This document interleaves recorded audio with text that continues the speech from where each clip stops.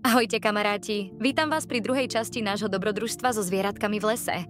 Dnes sa opäť pozrieme, čo všetko sa deje v lese a aké nové príbehy nám zvieratka porozprávajú. Tak sa pohodlne usaďte a poďme spolu objavovať tento čarovný svet.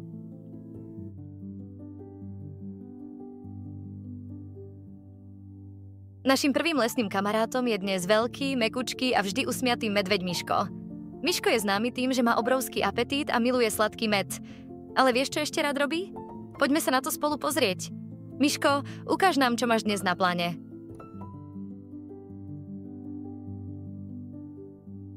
Medveď Miško je najmocnejším obyvateľom lesa. So svojím mohutným telom, hustým kožuchom a silnými labami je skutočným kráľom prírody. Je to veľký milovník lesných plodov. Rád si pochutná na sladkých malinách, čučorietkách a medíku.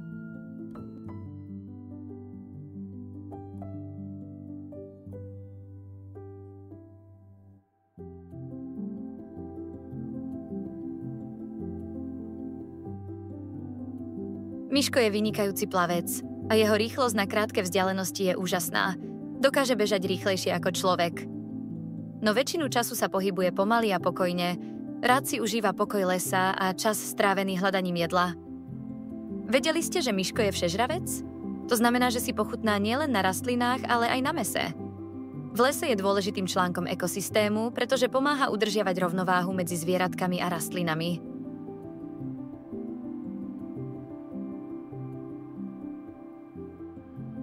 No musíme byť opatrní. Hoci Miško na ľudí zvyčajne neútočí, môže byť nebezpečný, ak sa cíti ohrozený alebo ak ho prekvapíme. Preto, ak stretneme medveďa, je dôležité zostať pokojný, pomaly cúvať a nebežať. Miško by nás mohol považovať za hrozbu.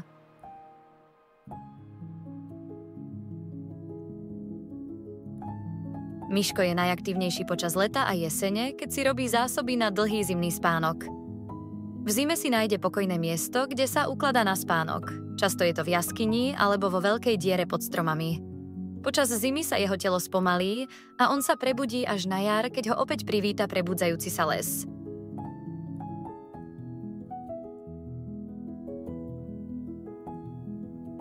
Medveď Miško je aj veľký milovník rýb. Rád ich chytá v horských potokoch a riekach, kde svoju šikovnosť ukazuje pri love pstruhov či lososov. Medveď Miško je silné, no zároveň krásne zviera divokej prírody. A to je náš medveď Miško, mohutný vládca lesa, veľký milovník medu, lesných plodov a rýb. Miško nám pripomína, aké dôležité je rešpektovať les a jeho obyvateľov, aby sme spolu mohli žiť v harmónii. My sa teraz s Miškom lúčime, ale neodchádzajte ďaleko, pretože už nás čaká ďalšie zvieratko. Odvážny a tajomný vlčík Tlčík. Poďme ho spoznať.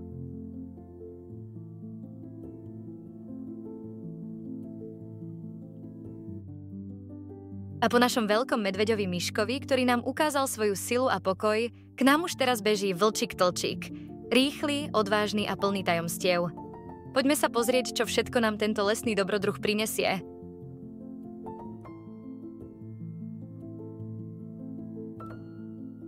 Vlčík Tlčík je lesný dobrodruh, ktorý patrí k tým, ktorí si držia svoju slobodu a tajomstvo. Je to malý, no veľmi rýchly vlk, ktorý sa pohybuje lesom so svojou rodinou. Vlčík Tlčík je odvážny, múdry a veľmi zvedavý, takže nikdy nezmešká žiadne zaujímavé miesto v lese, ktoré stojí za preskúmanie. Rád sa schováva v húštinách a počúva zvuky lesa, aby zistil, čo sa okolo neho deje. V jeho svete je veľmi dôležitá rodina. Spoločne so svojou vlčou tlupou dokáže loviť a prežiť v divokej prírode. Jeho svorka je pre neho veľmi dôležitá. Všetci členovia svorky si navzájom pomáhajú, spolu lovia a chránia svoje územie.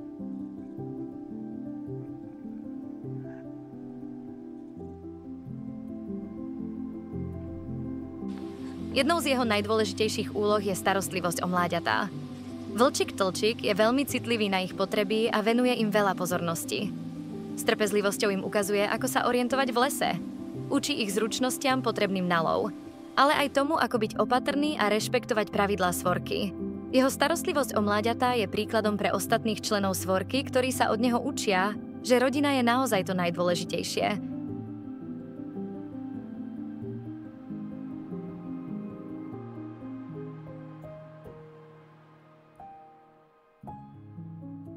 Vlčík je známy svojim typickým vytím, ktoré je neoddeliteľnou súčasťou života vlkov.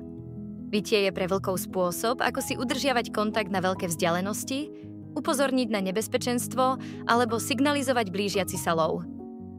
Mláďatá sa učia vyť od dospelých, aby sa začlenili do svorky. Vlčíkovo vytie je silné a plné emócií. Od radosť až po varovanie a vytvára v lese tajomnú atmosféru.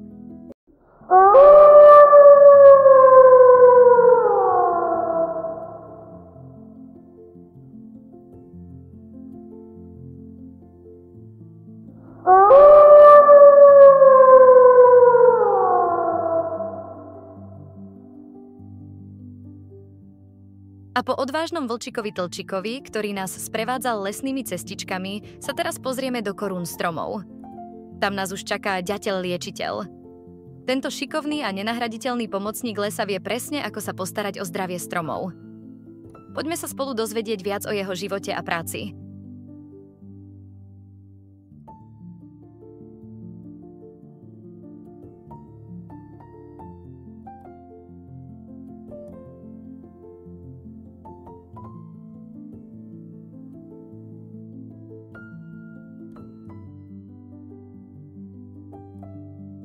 Ďateľ liečiteľ je múdry a starostlivý obyvateľ lesa, známy svojou schopnosťou pomáhať každému, kto potrebuje liečivú radu alebo ošetrenie. So svojím silným zobákom a citlivým sluchom dokáže vyhľadať tie najlepšie liečivé byliny a uzdravujúce stromové miazgy, ktoré používajú všetky zvieratka v lese na uzdravenie svojich bolačiek.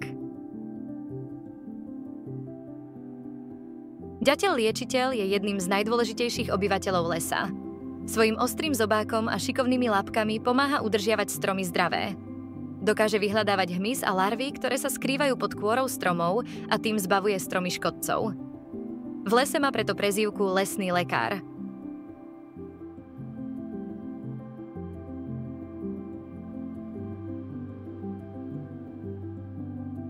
Jeho klopanie na stromy je neprehliadnutelné. Klopaním nielen hľadá potravu, ale tiež si vyberá najlepší strom, do ktorého si vytesá svoju dutinku. Tá mu slúži ako domov a bezpečné miesto na hniezdenie. Dutinky, ktoré ďateľ vytvorí, neskôr využívajú aj iné zvieratá, napríklad vtáčiky, veveričky či netopiere.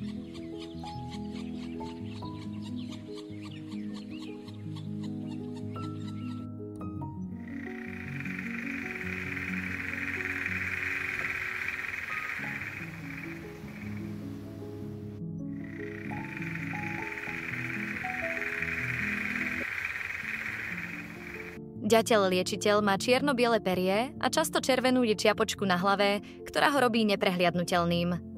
Jeho silný a špicatý zobák je ako prírodné dláto, ktoré zvládne aj tvrdú kôru. Pri práci si opiera chvost o strom, čím si udržiava rovnováhu a jeho labky s 2 pazúrmi vpredu a 2 vzadu mu umožňujú pevne sa zachytiť na kmeni. Tento šikovný vtáčik trávi väčšinu dňa hľadaním potravy a starostlivosťou o les. Aj keď je malý, jeho prínos pre prírodu je obrovský. Ďateľ liečiteľ je skutočným ochrancom lesa, ktorý ukazuje, že aj tie najmenšie bytosti môžu zohrávať veľkú úlohu. A teraz sa s ďatlom lúčime, ale nezúfajte. Na rad už prichádza vznešený jeleň Jarko. Poďme ho spolu spoznať.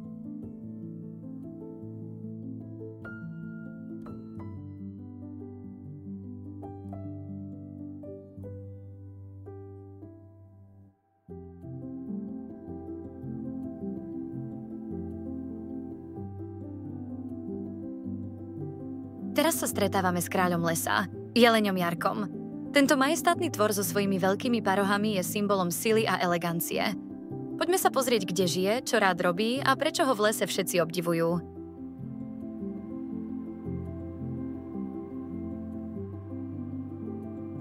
Jeleň Jarko je skutočnou ozdobou lesa a jedným z jeho najvznešenejších obyvateľov. So svojimi veľkými a rozvetvenými parohami je symbolom sily, hrdosti a elegancie. Parohy si Jarko necháva dorásť každý rok na novo, čo je skutočný prírodný zázrak. Tie staré zhadzuje na jar a keď ich nájdeme v lese, sú to pamiatky na jeho majestátnosť.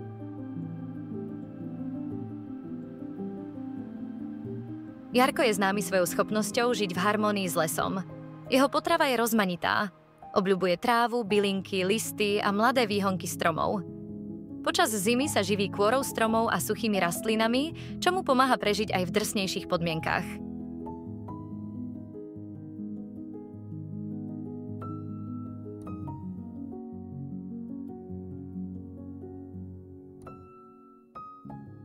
Jeho rév, najmä počas obdobia ruje, sa nesie ďaleko po lese. Tento silný zvuk je spôsob, akým Jarko ukazuje svoju silu a vyzýva ostatných jeleňov. Ruja je pre Jarka obdobím súťaženia a dokazovania, že je najsilnejší v okolí.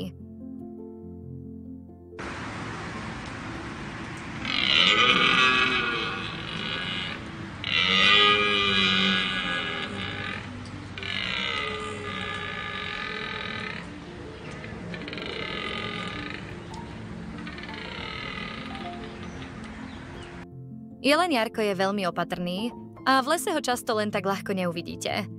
Zvyčajne sa zdržiava v hustých lesoch alebo na okrajoch lúk, kde má dostatok potravy a miesta na oddych. Je však neoddeliteľnou súčasťou lesa, kde zohráva dôležitú úlohu. Pomáha udržiavať rovnováhu v prírode tým, že prispieva k prirodzenému šíreniu semien a udržiavaniu vegetácie.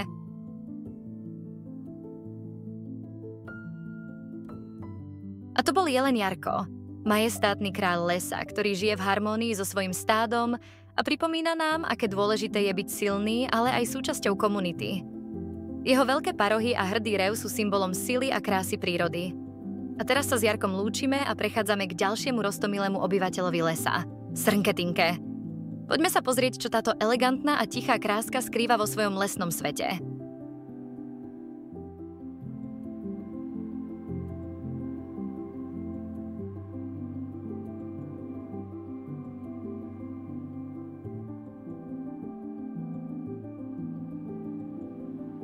A po majestátnom jeleňovi Jarkovi prichádza na rad lesná kráska, Srnkatinka.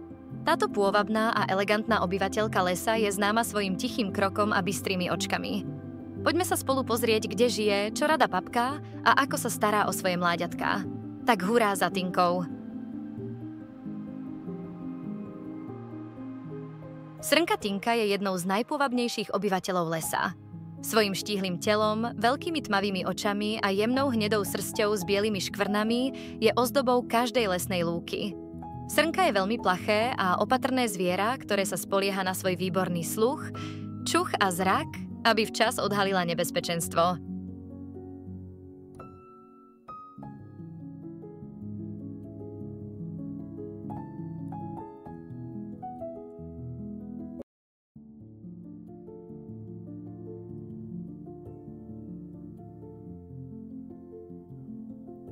Tinka žije najčastejšie na okrajoch lesov, kde má dostatok potravy a môže sa skryť pred predátormi.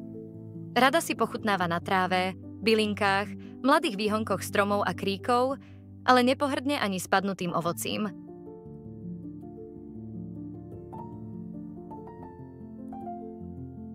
Na jar privádza na svet svoje mláďatká, ktoré nazývame srnčatá. Srnkatinka je láskavá a starostlivá mama. Srnčatá sú po narodení veľmi malé, ale ich škvrnitá srsť im pomáha dokonale splynúť s okolitou prírodou. Keďže nemajú silu utekať pred nepriateľmi, Tinka ich necháva ukryté vo vysokej tráve, zatiaľ čo sama hľadá potravu.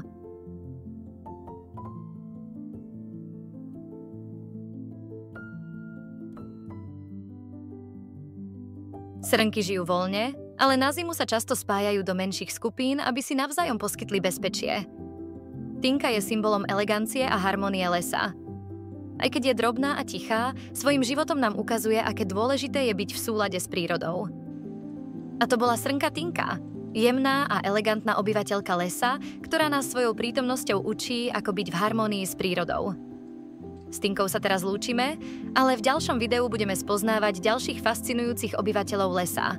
Lasičku Luizu, Rysa Ryška, jazvečíka Erika, pavučika Tea a kamzika Karolka. Nezabudnite začať sledovať môj kanál, aby ste nepremeškali žiadne nové zvieratká, ktoré spolu spoznáme. Tešíme sa na vás.